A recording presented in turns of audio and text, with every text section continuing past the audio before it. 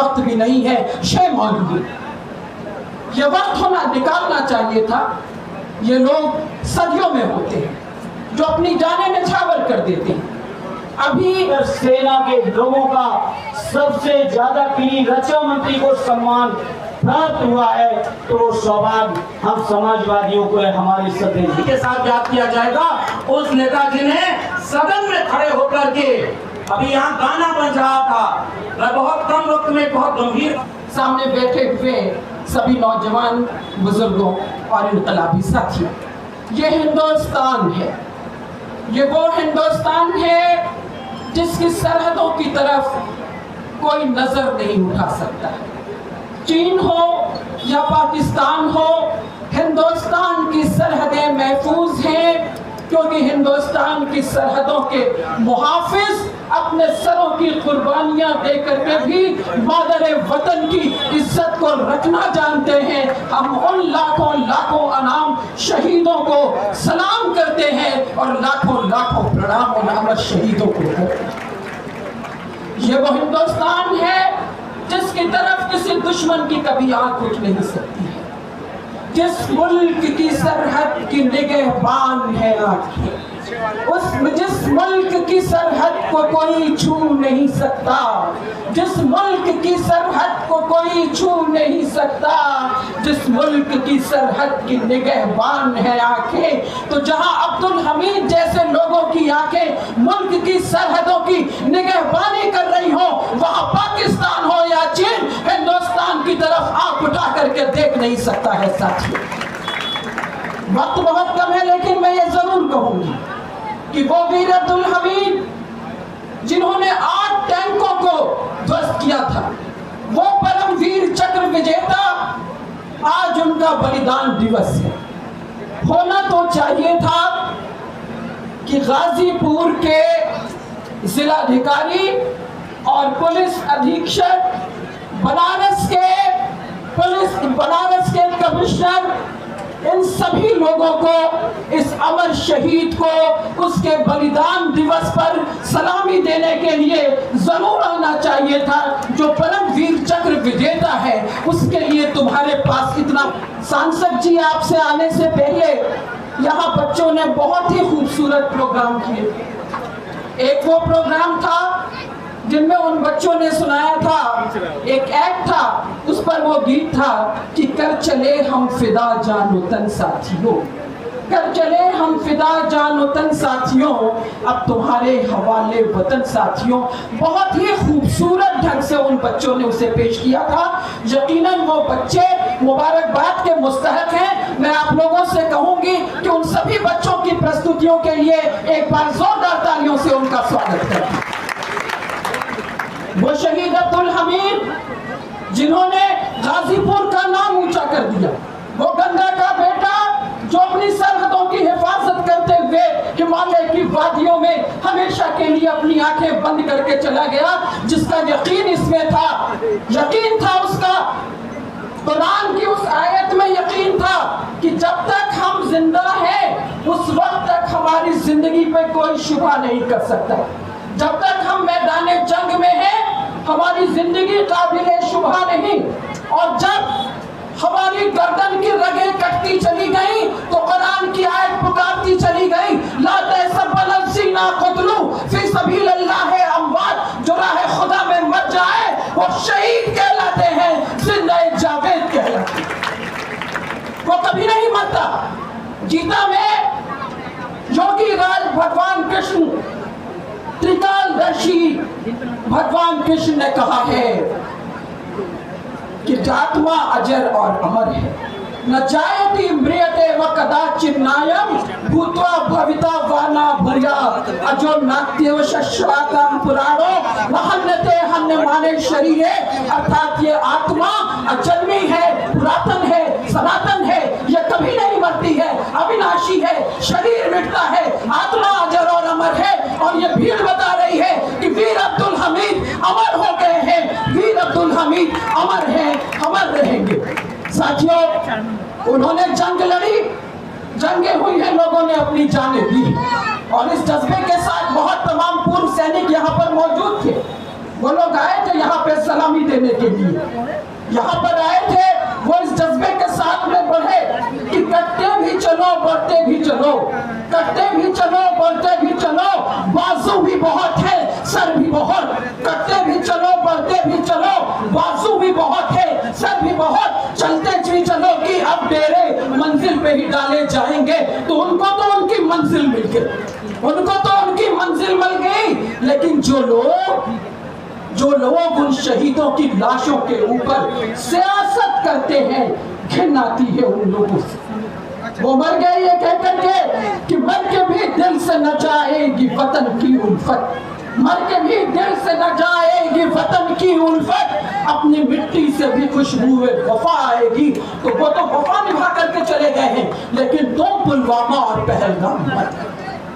मत करो, मत बांटो हिंदुस्तान को। ये वो लोग हैं जो आजादी की लड़ाई लड़ते रहे हैं, ये वो लोग हैं जिन्होंने तोपों को उड़ाया है। याद करो वीर अब्दुल हमीद की कुर्बानी को कि जो रख देते हैं सीना गर्म तोपों। नौजवान के लिए प्रेरणा का केंद्र है। एक एक नौजवान के दिल में देशभक्ति को और तेज और जन्म देने वाला अगर किसी का व्यक्तित्व है तो वीर अब्दुल हमीद साहब का। इसलिए इस मौके पर जहाँ हम उनकी शहादत को नमन करते हैं, वहीं आज इस मौके पर आपको भरोसा दिलाते हैं। एक नौजवान साथी जो सेना के कई मुद्दों के बारे में अपना बोर्ड बना के पत्रकार मित्रों के बीच दिखाएंगे, तो मैं इस मौके पर अपने नेता आदरणीय अखिलेश यादव जी की ओर से कहना चाहता हूँ, समाजवादी पार्टी की सहयोग की जिस दिन भी देश में सरकार होगी, उस दिन देश के अंदर अग्निवीर की योजना खत्म करके स्थायी सेना की भर्ती की जो पुरानी प्रक्रिया चल रही थी, जिस प्रक्रिया पे पूरे देश के नौजवान नाच करते थे, वही प्रक्रिया बहाल करने का काम करेंगे। गाजीपुर के मेरे नौजवान साथियों, मैं आपको विश्वास दिलाना चाहता हूँ, आदरणीय अखिलेश यादव जी जो स्वयं मिलिट्री स्कूल में पढ़े हैं, हम सब समाजवादी लोग जो नेताजी की परवरिश में रहे, नेताजी जिनको देश का रक्षा मंत्री होने का आप सबके सहयोग से गौरव मिला, और नेताजी ने हमेशा इस बात को कहा कि हमारे देश की सेना इतनी बहादुर सेना है, जो दुनिया में ऐसी बहादुर सेना किसी देश के पास नहीं जो हमारे हिंदुस्तान के पास है। इसलिए आज इस मौके पर अपनी पार्टी की ओर से अपने सैनिक साथियों को ये भरोसा दिलाना चाहता हूँ, विशेषकर जो अग्निवीर स्कीम की बात चली है, जब समाजवादियों के हाथों में ताकत आएगी तो अग्निवीर की स्कीम को खत्म करके स्थायी सेना की भर्ती को पुनः बहाल कराने का काम हम समाजवादी लोग करेंगे। समाजवादी साथियों, गाजीपुर के मेरे लोगों, हम लोग समाजवादी लोग वो गौरवशाली लोग हैं जिनके बारे में जब सत्य नेताजी देश के रक्षा मंत्री हुए, तो मैं समझता हूँ आजादी से लेके आज तक अगर सेना के लोगों का सबसे ज्यादा प्रिय रक्षा मंत्री को सम्मान प्राप्त हुआ है, तो वो सौभाग्य हम समाजवादियों को, हमारे सत्य नेताजी को सेना के लोगों ने सम्मान दिया। जो सेना के वीर सपूतों की जो पहले जो कानून थे, नियम थे, उनकी शहादत के बाद वर्दी आया करती थी, डेड बॉडी की कभी अंतिम दर्शन करने का मौका नहीं मिलता था परिवार और क्षेत्र के लोगों को। ये काम भी आदरणीय नेताजी ने करके दिखाया, और मैं समझता हूँ पूरे देश के अंदर नेताजी के किए हुए काम की एक एक सैनिक परिवार में, एक एक शहीद परिवार में, एक एक किसान परिवार में, एक एक फौजी परिवार में अगर इस काम की कई प्रशंसा हो रही है तो नेताजी के इस काम की हो रही है। इसलिए मैं आज इस मौके पर अपने सेना के साथियों,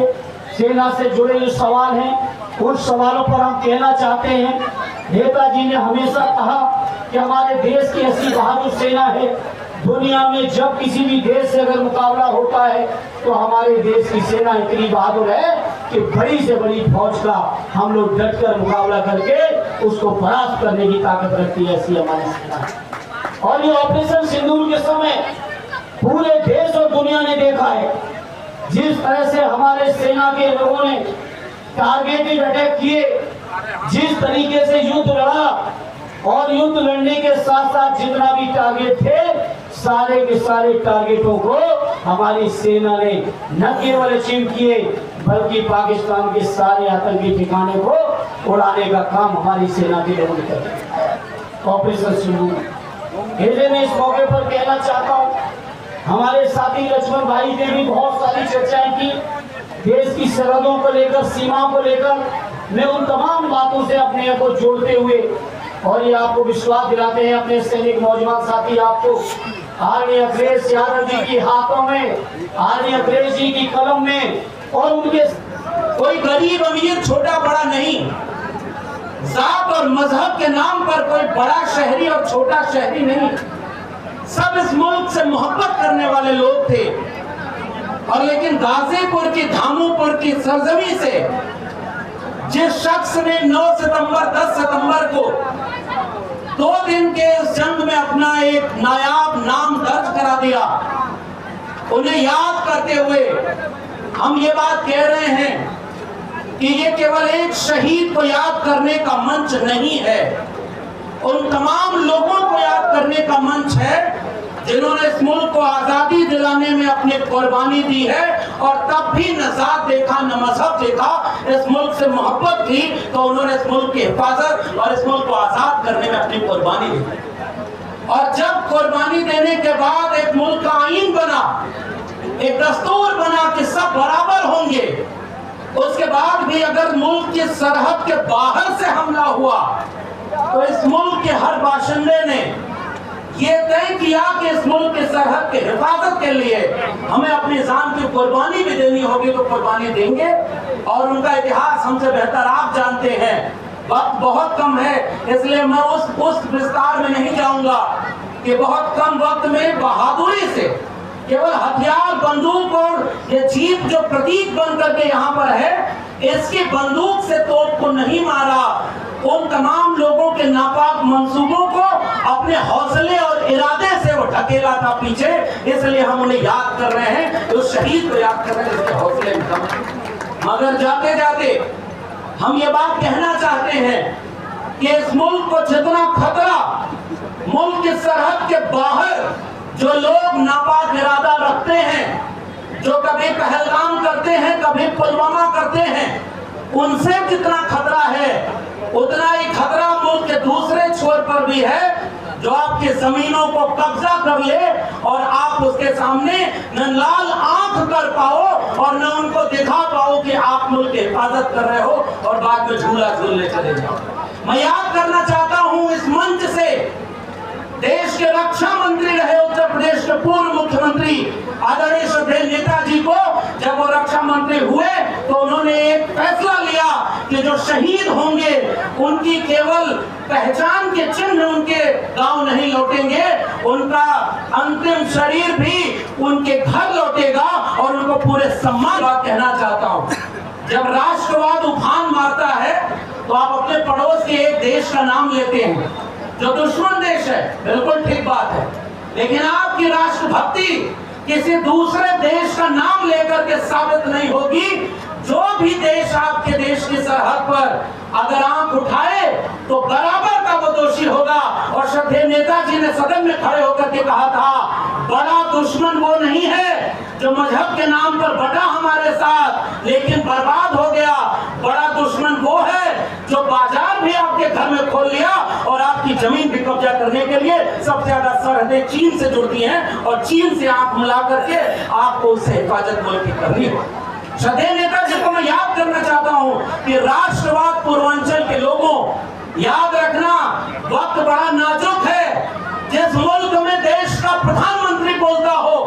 कि कपड़ों से पहचान लो, जिस मुल्क में एक तबका एक धर्म देख करके ये तय किया जाए कि कौन देशभक्त है कौन नहीं है उससे पूछा जाए, उनके सामने जो लोग मजहब के नाम पर बांटे, वीर अब्दुल हमीद जैसे नामों को बड़े अक्षरों में लिखवाना, जो जिंदा हुए पैदा हुए तभी इसी मिट्टी में और इसी मिट्टी के लिए कुर्बान हो गए, ऐसे लोग किसी दूसरे की सर्टिफिकेट के मोहताज नहीं है कि वो देशभक्त हैं या उनकी कौम देशभक्त है कि नहीं। ये बात मैं यहाँ से कहना चाहता हूँ। आपके गांव में गाने बजते हैं, अभी बच्चे यहाँ कार्यक्रम कर रहे थे, उन गानों में भी केवल एक मुल्क का नाम लिया जाए। मुल्क की हिफाजत तो सब तरफ से करनी है। पड़ोस के जो मुल्क संविधान नहीं था तो आग लग रही है, बगल में एक नेपाल नामक देश है,